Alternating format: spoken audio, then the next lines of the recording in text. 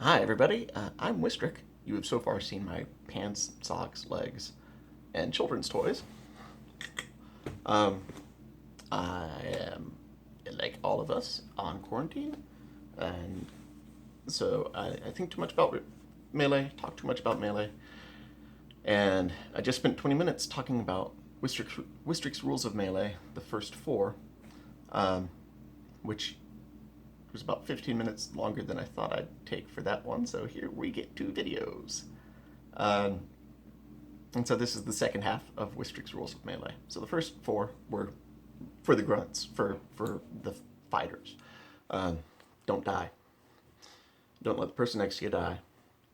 Don't, or then kill the other guy on the other team. And remember the goal. That's the ease of execution and memory and incorporation for a beginning fighter. But that fourth one is the most important. Um, so this is for commanders. There are three more rules, and they kind of apply to command. And sadly, that means a lot of talking and a lot of looking at my face while I talk, and not a lot of children's toys. No more Nemo versus the pink dinosaur. So the first rule number 5, is the first one to say something is in charge.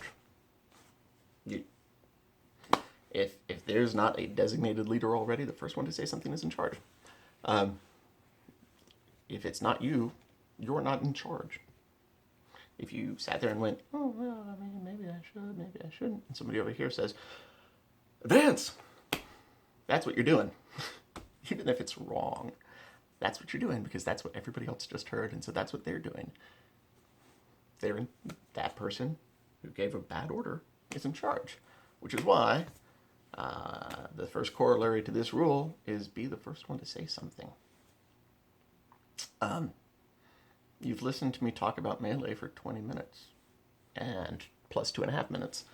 Plus, if you watched the videos about the Book of Four Things, that was like another hour, and that alone means you have more clue than most of the beginning to intermediate fighters on the field, on the Melee field.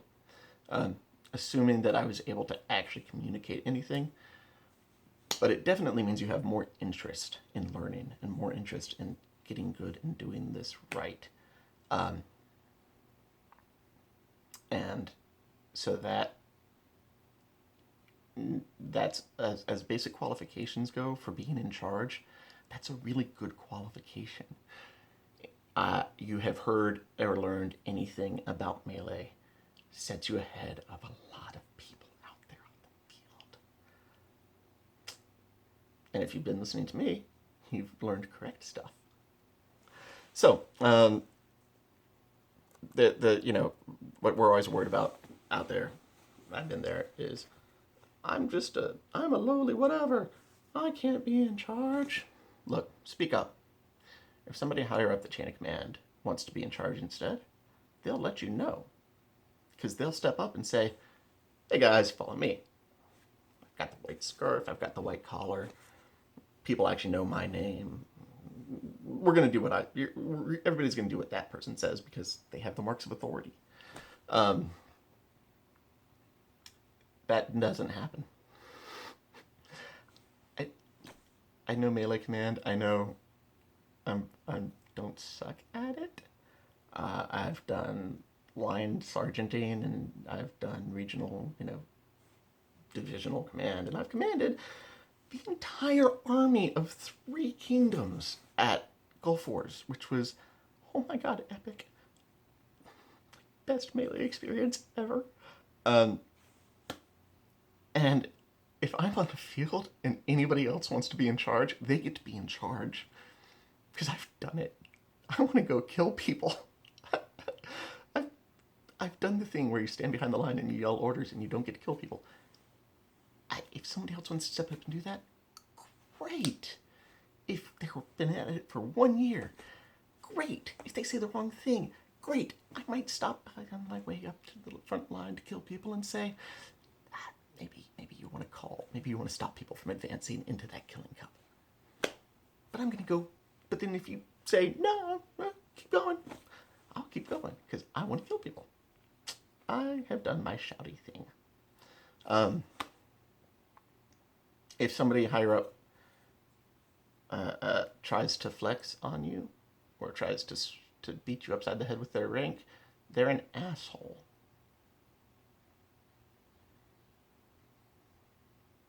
If you're higher up in rank, don't do that. Let people have learning experiences. Help them out, but don't flex. You got your cookie already.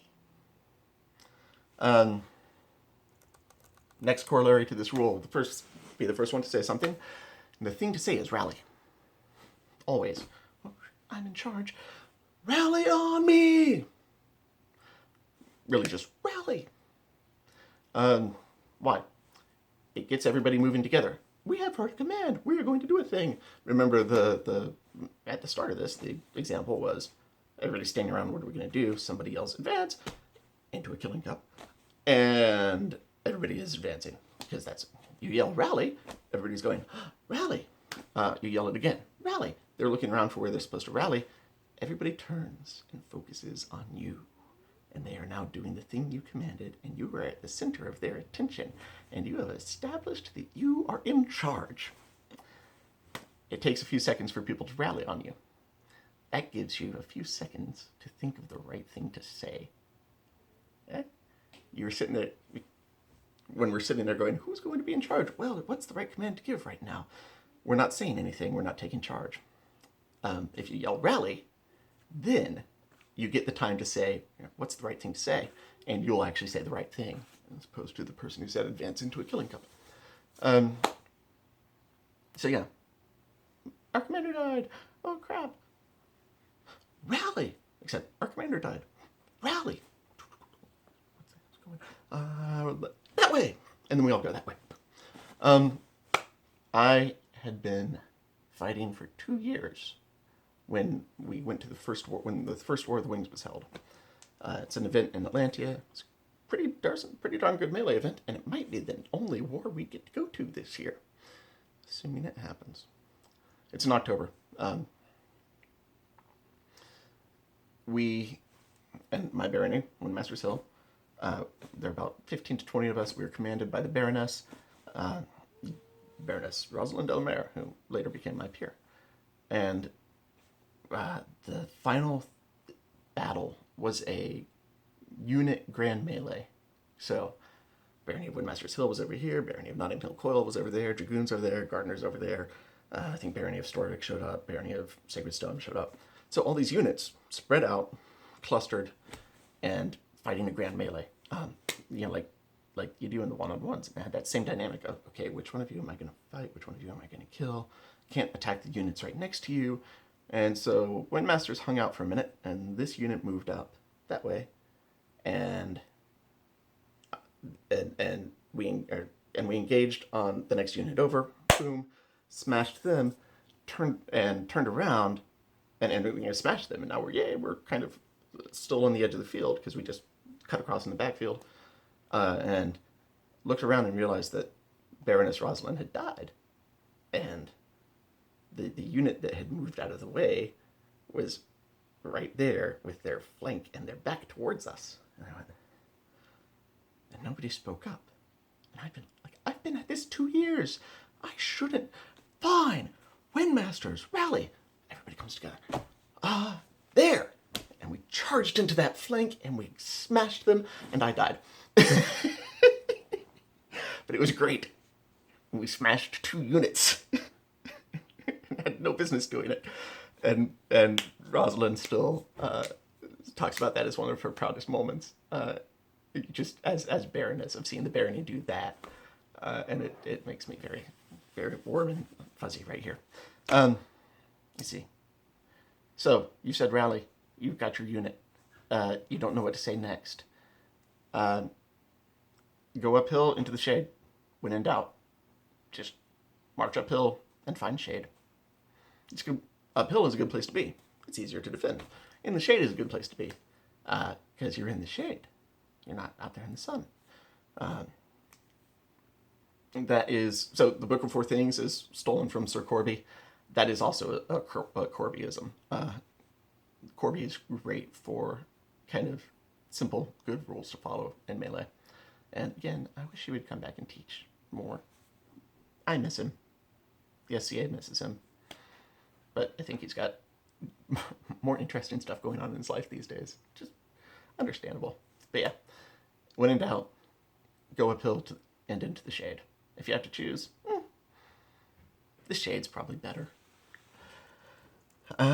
So that's rule 5. First one to say something is in charge. Be the first one to say something. Say rally. Go uphill into the shade. If you don't say something, you're not in charge and you can't bitch. Rule 6 is usually stated as plans should be no more than 10 words long, but really Rule 6 is fighters are dumb. They are stupid. And it's not because they're dumb, normally, but you get in a mask and you get in a melee, and there's so much going on. Fighters everywhere, noise, you can't see half the world, you can't hear half the world. And you're panting for breath, which means you're oxygen deprived, which means your brain isn't even working right. And so if the plan is complicated, if back on rule 4 was remember the goal. If the goal you're supposed to remember is complicated, if the way you're going to execute it is complicated, a fighter's not going to remember it. They're going to go, oh, I fucking remember. And they're going to revert to what they want to do, which is stab people. And that might not be the thing that they need to do to execute the plan. So plans should be no more than 10 words long. Now, this is plans in the way that this is the plan for the motion, for the action of the people. Not, this is how the action of the army is going to accomplish the win condition, but just the goal is to kill the VIP. Okay, we're going to screen up the front, wrap most of the army around the back, and rally on the VIP. Or screen the front, wrap right, smash. Screen front, wrap right, smash. Which is 5 syllables. And pretty effective plan. And that is the extent of how I plan. Which amuses me personally. One of the lads, one of those young hungry fighters back in the old practice, was a guy named Gavin. He moved out to Calontir and is now Master Gavin Kapler, and trains up a lot of their army. So at Goldforce a few years back, he was not the commander, but he was advisor to the commander of the Calontir army. So he went to the briefing, the army commanders get together and discuss and figure out what they're going to do in the battle the next day. And he was on the other side. And this was the year I was in command of the entire side. So he was on the other side. He basically knew what I was going to do because I don't do fancy. I just do smash and wrap. And apparently they spent many minutes trying to figure out what my master plan was going to be. And they wouldn't listen to him. And he was telling me this afterwards. And I was like, you knew. It took less than 10 syllables. And he said, they didn't listen. And so that amuses me so much, very much, that people think that I do anything schemy or complicated. The plan for that battle was, we go here, they go here, this side goes here, that side goes there, over, screen front, wrap right, smash. That is my plan. I might have another plan, but it's a good plan. Master likes that plan. Fighters are dumb. Plans need to be simple. Commands need to be simpler. 3 syllables. Advance, 2 syllables. Retreat, fall back, 2 syllables. Rapier, rally, 2 syllables. It's all pretty good. The 3-syllable count does not count the name of the unit.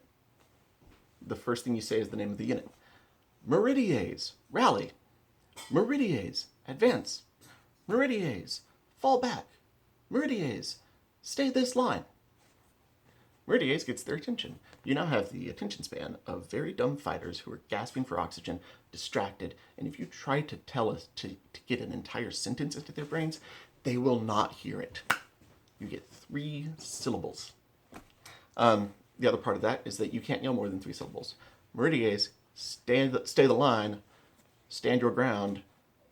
If you try to say more than that, you're running out of oxygen and they're not going to hear you. Remember, they can't hear half the world, and that's the half of the world you're in, so you have to be extra special loud. And you have to have their attention, and they have to be able to hear you. And if you say a lot, they're not gonna. So, that is first rule 5, be the first one to speak so that you're in charge. Rule 2, fighters are dumb. Rule 6, fighters are dumb. Simple plans, simpler commands. And that is the sum total of commanding. Rule 7 is not actually about command, it is about strategy. And it is don't ask stupid questions. Familiarize yourself with the rules of the SCA, the rules of the host kingdom for a war or an event, the conventions of the war, and follow them. Familiarize yourself with them. Don't assume you know. Don't ask your buddy what they are. Know what they are. Because everything else is wrong. Anything anybody tells you is wrong. Anything you think you remember is wrong. Read the rules. Listen to the marshal's briefing. What the marshal says also rules. If there's something if there's a gap in any of that, there's something that's not mentioned, it's allowed. Exploit it.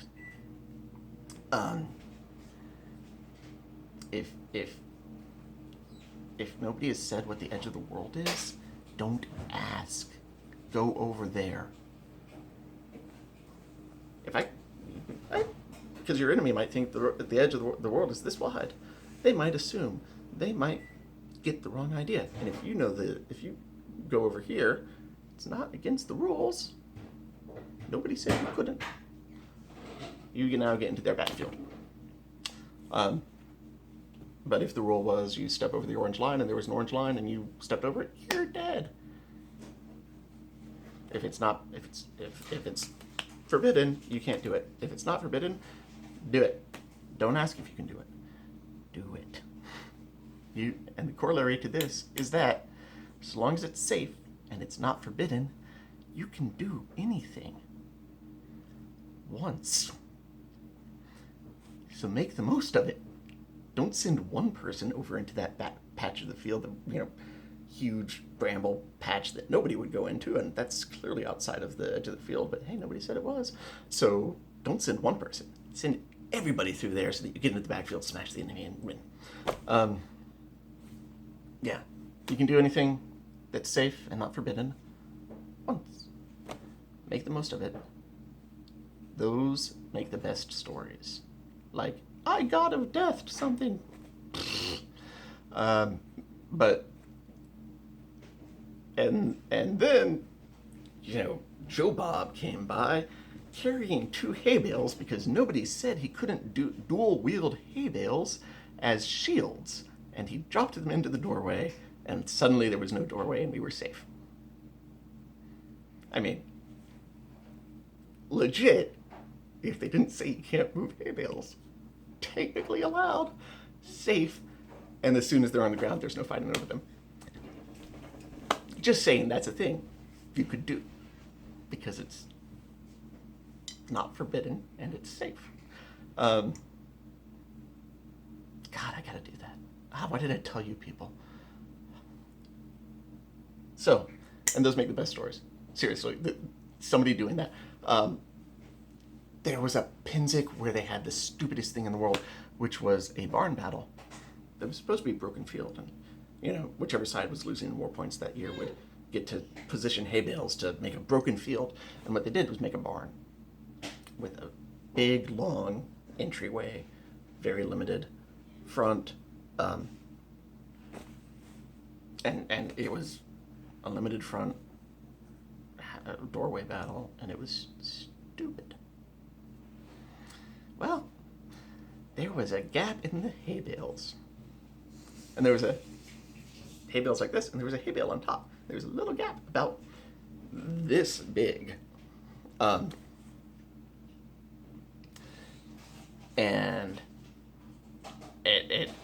somebody actually asked the stupid question instead of just doing it.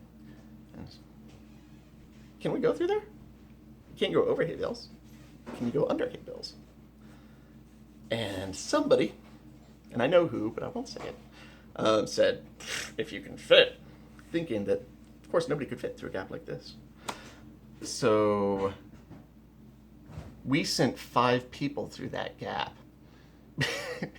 And the first one through was Benjamin Wheeler, who is the fastest human being I know, and is just, like, he's a small guy, but he's fast as hell, and he slipped through and was in their backfield just DFBing people left and the hold got called, and there was some very angry, the person who said, if you can fit, was very angry and accused us of having moved the hay bale. But the marshal had watched the entire time. It's like, no. But hey, tactical hold. Now people knew they were in the backfield. But we had slipped like 4 people, 4 or 5 people through that gap. And it was great. And it was 9 years ago, and I still remember it, and it's still a great story. And I didn't kill anybody in that battle. And I don't know how many people Benjamin killed. I don't know how many people all the people we got in there killed. Because what's important isn't that. What's important is that they did the thing everybody thought couldn't be done. And they caused chaos. And it was beautiful to watch. And so, don't ask stupid questions. As long as it's safe and not forbidden, you can do anything once. Make the most of it. And then sit around and tell those stories for a decade. That's it. I've now spoken 45 minutes about my 7 rules of melee. I expected this to be about a 15-minute video. Thank you so much if you're still watching. Again, stay alive, keep the person next to you alive, kill the other person. Remember the goal. First one to speak is in charge. Fighters are dumb, and don't ask stupid questions. And I will see you on the melee field one day.